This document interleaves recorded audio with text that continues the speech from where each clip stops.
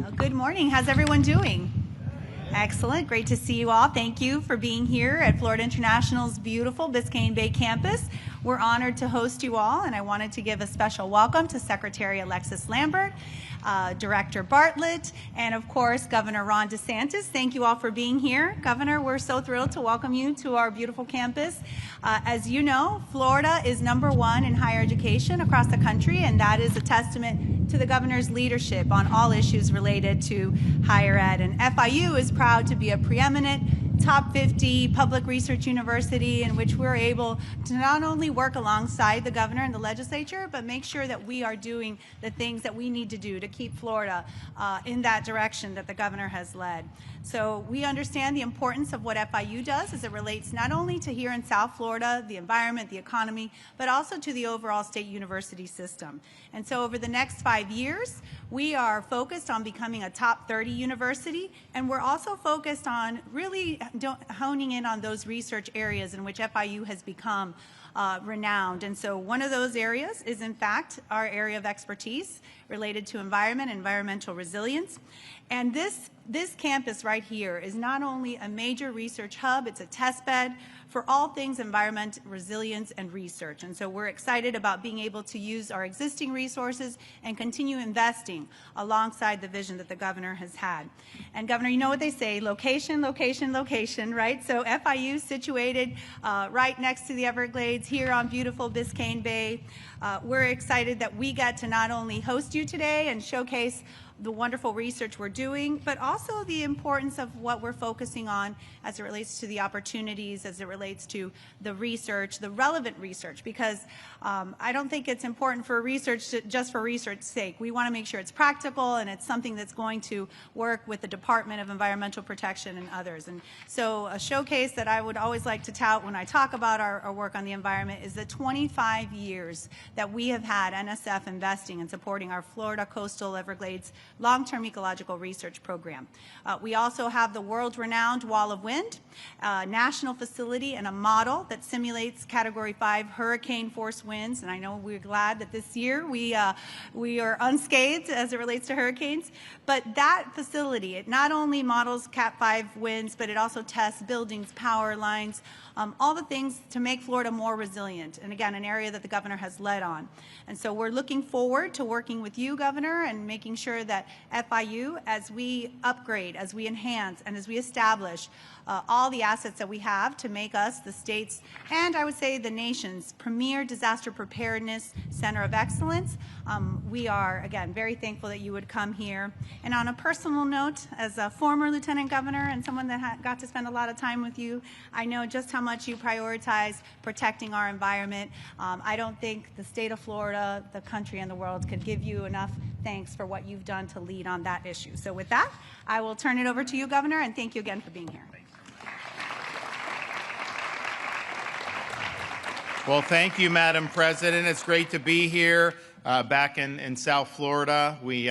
I was like, when we were coming down, I'm like, is Art Basel over? Because that's a zoo. And so, yeah, it's over. I'm like, all right, good. I just want to make sure.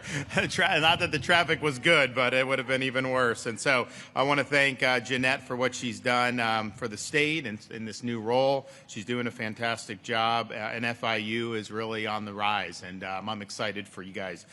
We also have Alexis Lambert, our Florida DEP Secretary, Drew Bartlett, South Florida Water Management District Executive Director. I think we have some mayors. Some of the South Florida mayors are down here. Homestead, North Miami Beach, and Miami Beach. You know, we had to work on the spring break a few years ago with Miami Beach. I mean, it was incredible what was going on. So I was like, you know, I told the mayor when he got elected, I said, why don't we just deal with it on the front end instead of having to call us in the middle, the highway patrol, when everything gets out. And I'll tell you, it's worked very well the last couple years. We also have representatives from Mote Marine Lab, Newfound Harbor Marine Institute, the Reef Institute, and the playoff-bound University of Miami Hurricanes. That was, you know, I had to chime in a little bit on that. It was the type of thing where We had 2 years ago, Florida State was undefeated, won the conference and got excluded from, that was only 4 teams then got excluded. You know, that was a huge issue, and really was a black mark for the whole college, the politics of this. And then, so this one, you know, you had kind of Notre Dame, Miami, similar records, but, you know, we had a game here, right? And they did that. You know, my son is in 2nd grade. He's all he cares about is Florida State. Well, they're not making it, right? So I was like, well, who do you think should make it? There's 2 slots, Miami, Notre Dame, and Alabama. He says, Miami and Notre Dame. I was like, well, why not Alabama? He's like, because 2 years ago, Alabama took Florida State's spot in the playoff, and he's still not over that. So, you know, so we'll see. So I wish them well. You know, we haven't had a team make the playoff for a while. I think Florida State made it the first year of the playoff. The University of Florida's never made it. It's the first time the U has made it. So I wish them all the luck in the world. I think it's very, very exciting for the community down here. We have done a lot, as Jeanette mentioned, on environmental restoration. This was something that a lot of people cared about. There wasn't a lot of momentum behind it, particularly with respect to Everglades and the springs and the Indian River Lagoon and in Biscayne Bay. So we put our money where our mouth is. We set out to do the most ambitious program that the state has ever done. We not only met those expectations and goals, but we've exceeded those expectations and goals, and we are looking at historic support for these restoration projects. We've done things like the C-43 and the C-44 reservoir. We've done our part of the Everglades agricultural area reservoir, and we even did a historic agreement with the Trump administration so that they delegate some of the federal projects to us to complete, since we do it so much quicker in Florida. And so we've broken ground on 2 major projects already, and I don't think those projects would have broken ground for years had we not gotten it. And so now, because of that agreement with the Trump administration, the completion date on all of the EAA south of the lake infrastructure is now moved forward 5 years. So under Biden, it was going to be 2034. Now we got it for 2029, and that's going to really be a historic thing. So we have funded more than 1,174 projects across the state designed to reduce harmful nutrients in our waterways, massive reductions in nitrogen and phosphorus each year. We have completed more projects than has ever been completed in this time frame. And I think people look to see what's going on in the Everglades, and they're very, very pleased with really the tangible accomplishments. I mean, you look at Biscayne Bay, you look at the salinity there. It's changed for the positive. Why? Because water's moving down south like God intended, and it's now reaching there. It's a natural filtration system. You need this. You even see the flora and fauna in the Everglades. People are noticing some of the things that they hadn't seen. Hopefully even more as we get more of these pythons out of there. You know, we got huge increase in python removals now this year. So we have a new program, and we're going to keep doing all of that. So we have done major stuff for the Florida Everglades, but we've also done things for water resources writ large, not just simply Everglades, but a whole host of other things. The Indian River Lagoon has been a huge thing. Florida springs. I mean, if you go to different parts of the state, we have the best springs of any place in the country. Major restorations that have been done there. Now, here in South Florida, one of the things we've done that is related, but not the same as Everglades restoration is the reduction or the restoration of Biscayne Bay. And we launched this project, I think in 2021, and after today's award, grant awards, we will have reached $100 million in support for Biscayne Bay restoration. So we will be awarded today we'll be awarding $20 million in grants and aid for the Biscayne Bay water quality improvement projects. These grants will support a total of 8 projects, including 6 new projects and supplemental funding for 2 existing and expanding projects. And the recipients include Miami-Dade County, cities of South Beach, Homestead, and Miami Beach, North Miami Beach Water, and the town of Cutler Bay and Miami Shores Village.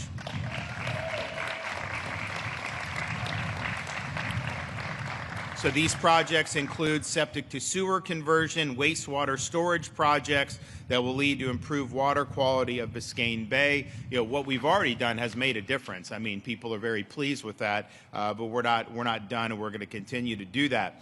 And there have been a lot of applications that came, and basically the department selects the ones that are going to have the biggest impact on what we're trying to accomplish. Also today, we're awarding $9.5 million in grants and aid for Florida's Coral Reef Restoration and Recovery Initiative.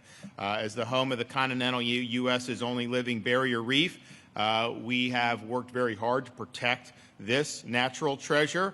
Since 2014, the reef has experienced an outbreak of stony coral tissue loss disease. It's progressed rapidly to affect the entire reef ecosystem. In January 2023, we established through executive order and this initiative aimed at developing the infrastructure, technology, workforce, and logistics necessary to support long-term recovery of Florida's coral reef. So today we'll be funding 11 projects.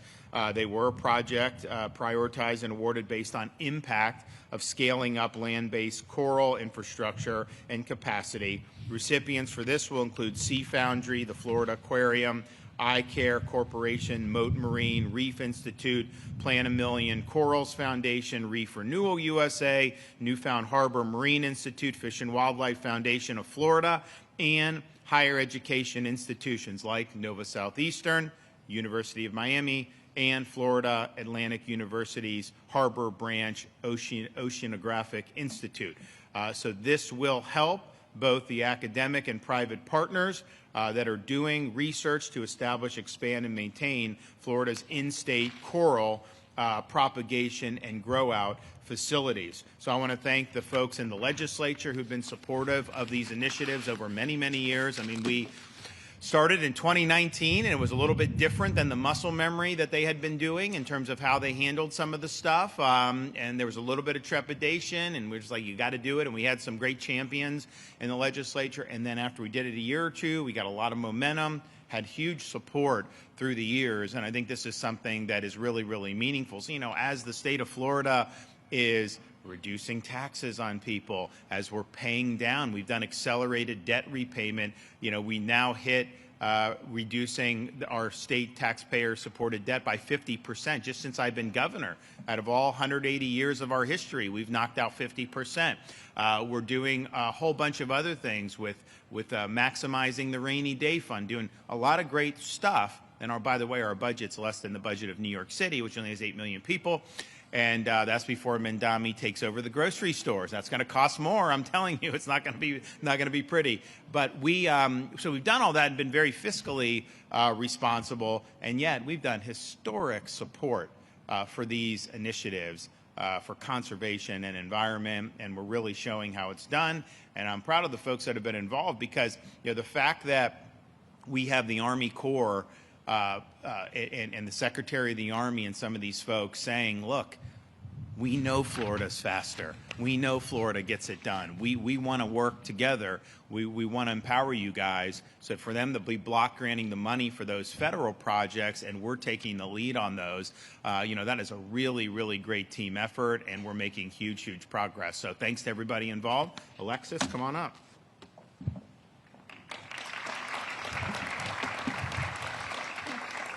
Good morning. Thank you, Governor. Thank you, President Nunez and FIU for hosting us here this morning. It's great to be here on windy Biscayne Bay. Few places in Florida show the connection between our environment and our economy more clearly than this one. The Bay supports millions of Floridians, including one of the busiest cruise ports in the world, and it plays a vital role in the health of Florida's coral reef. Together, the Bay and the Reef generate $64 billion in economic output and support 440,000 jobs in the region. Under Governor DeSantis' leadership and with the support of the Florida legislature, we're taking decisive action to protect these waters and the communities that depend on them. Today's awards build on the coordinated effort launched in 2021 with the creation of the Biscayne Bay Commission, which brings key stakeholders together to carry out a clear plan for restoring this vital resource. Since then, as the governor stated, we've awarded $100 million through the Biscayne Bay Water Quality Improvement Grant Program to reduce nutrient pollution, improve wastewater systems, convert septic systems to sewer, and strengthen stormwater management. Improving water quality here is also critical to what lies just beyond the bay, Florida's coral reef. We're investing $9.5 million to advance coral propagation and restoration to help reach our goal of restoring 25% of Florida's coral reef by 2050. Through this initiative, DEP and our partners are now propagating tens of thousands of resilient coral colonies each year and restoring critical reef-building species.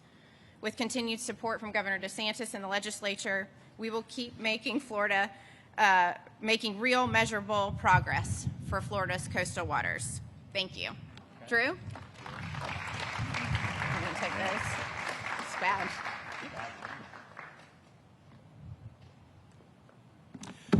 Thank you, Governor. I'm Drew Bartlett, Executive Director for the South Florida Water Management District, and $64 billion economy coming out of Biscayne Bay for the state of Florida.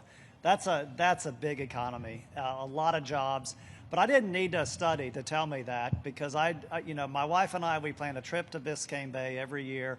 And in my last interaction, I was like, honey, I'm making the reservations on the hotel for Biscayne and Miami. She said, make sure you get the bay view. I'm like, okay, checked it. Honey, it's more expensive. I love you too. I guess we're going to get the bay view.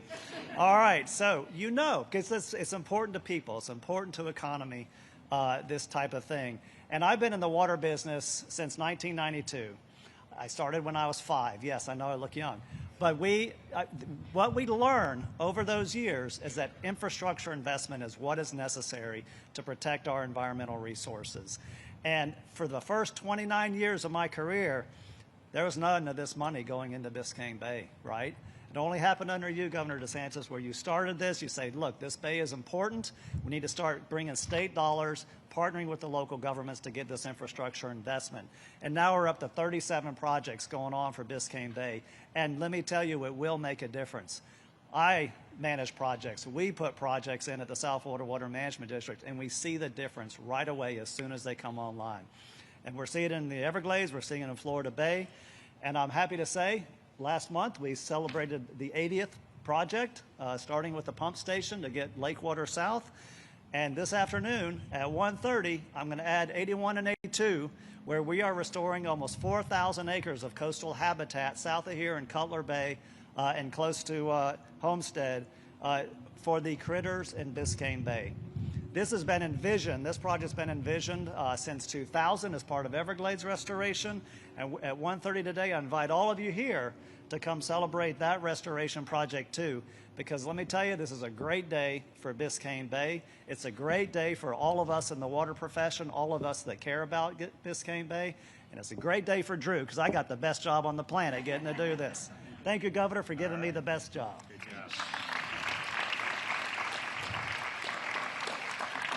job. Well, we're excited about this, and we'll be doing our budget very shortly. And the thing I think that I can say is, you're going to see robust commitment, but because we've completed so much stuff, you actually are not going to need to spend the same levels that we've been spending in recent years. I mean, those were really serious investments.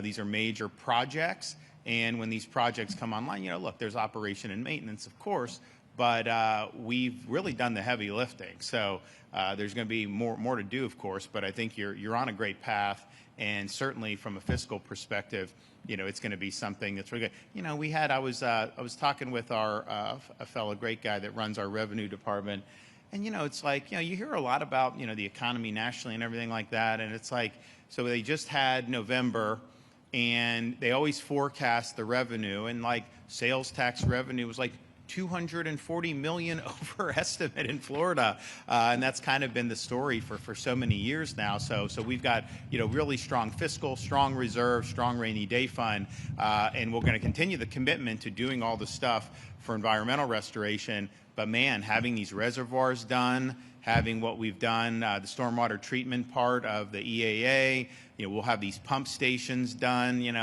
not too distant future. All we've done with Tamiami Trail, finishing I mean, this is really, really major, and it's going to end up being something that people will be thankful for many years. Okay, do we have any questions back there?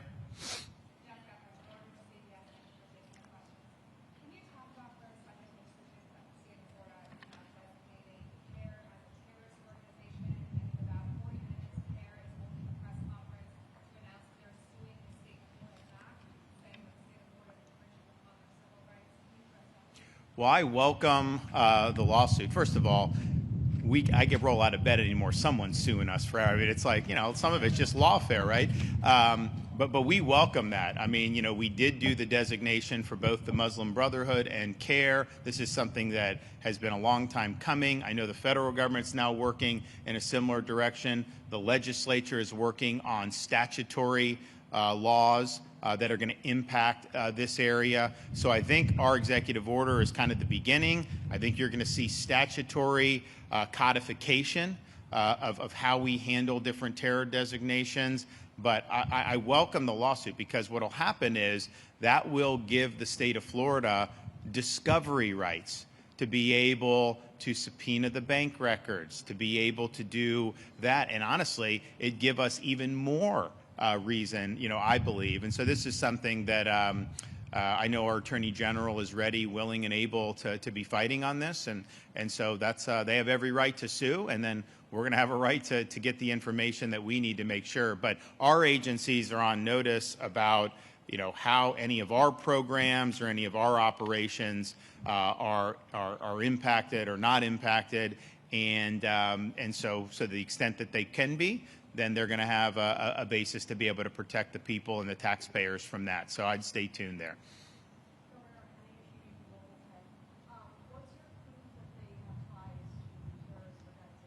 Well, first of all, people forget, CAIR was an unindicted co-conspirator in the Holy Land Foundation trial. It was the largest terror financing trial in the history of the United States of America. And like the idea that, like, I mean, if there were any other situation where that happened, people would be up in arms, but somehow that's just something that just gets forgotten. So there is strong basis, and a lot of it's financial. There's no question. A lot of it is financial. That's why I think a lawsuit is something that we very much welcome for that. But I would expect there to be some follow-on legislation. I know we've got a lot of members of the legislature have been really working hard on these things. And I think Texas, if you look, I think Texas did before the federal government announced. And so Texas has a little bit more robust architecture in their statutes than Florida does. I think you're going to see the legislature probably mirror what Texas has done, and ultimately, that's going to be in the best interest of the people. But the money is really significant, and look, we may get a lot of information on this if they bring the lawsuit. So we're definitely not running from that. We